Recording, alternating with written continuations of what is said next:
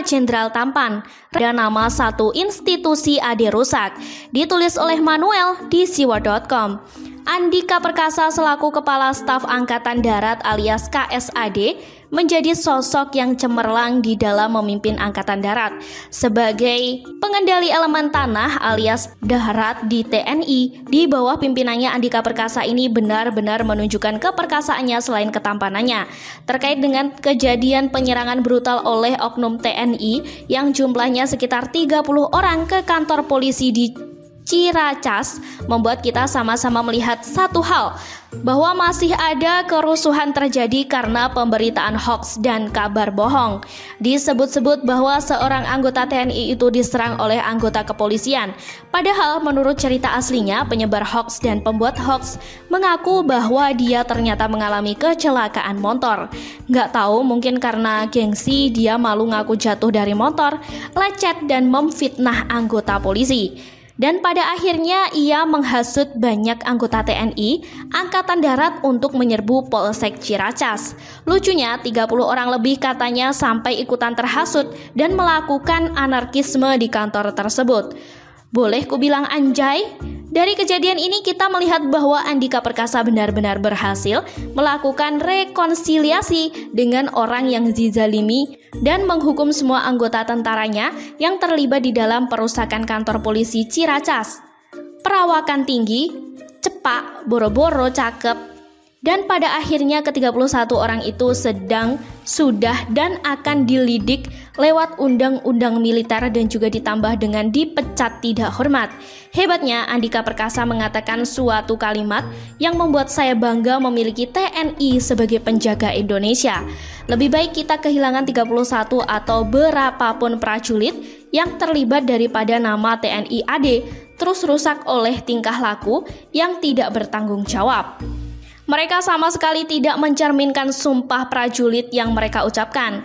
TNI AD memohon maaf atas terjadinya insiden yang menyebabkan korban maupun kerusakan yang dialami oleh masyarakat, sipil maupun anggota Polri. Kami akan mengawal agar ada tindak lanjut termasuk memberikan ganti rugi terhadap biaya perawatan rumah sakit maupun kerusakan yang ditimbulkan oleh para pelaku. Sejauh ini sudah ada 12 orang yang diperiksa di pengadilan militer dan 19 orang harap-harap cemas melihat masa depan yang pasti hancur lebur karena ikut terlibat di dalam perusakan kantor polisi di Ciracas. 31 orang akan dipecat dan dihukum.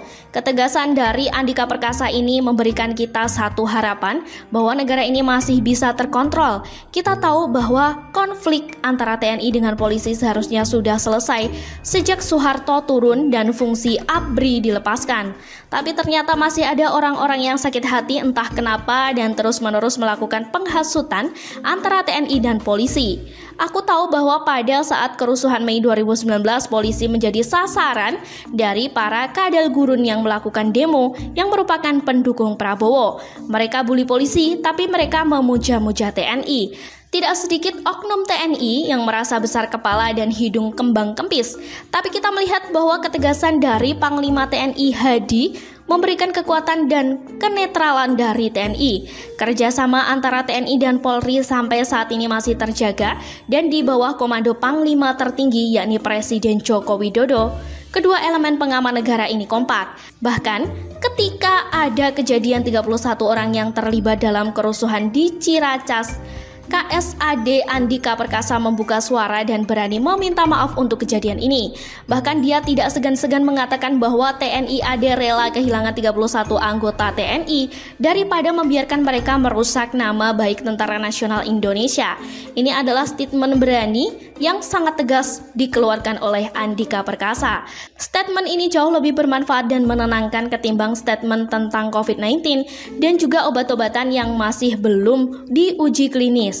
Mantap Jenderal, dan saya sangat menghargai dan mengapresiasi tinggi keberanian dari Jenderal Andika Perkasa untuk meminta maaf dan mengembalikan harga diri tentara.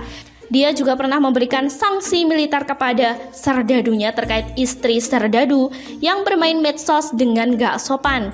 2 minggu di tahanan militer. Saya yakin masih banyak orang-orang yang perlu diberikan saksi yang tegas terkait hal ini. Jangan sampai keberadaan mereka merusak tubuh dari elemen pengamanan negara dan ujung tombak negara ini. Karena sejatinya mereka adalah orang-orang yang dididik untuk menjadi garda terdepan pertahanan negara ini. Kita butuh lebih banyak orang-orang seperti Jenderal Andika di masa ini ketimbang orang-orang seperti Gatot Nurmantio yang setelah lepas dari kekuasaannya dia malah ngawur. Salut kepada Jenderal Andika Perkasa. Kalau untuk urusan angkatan darat, dia sangat profesional dan luar biasa.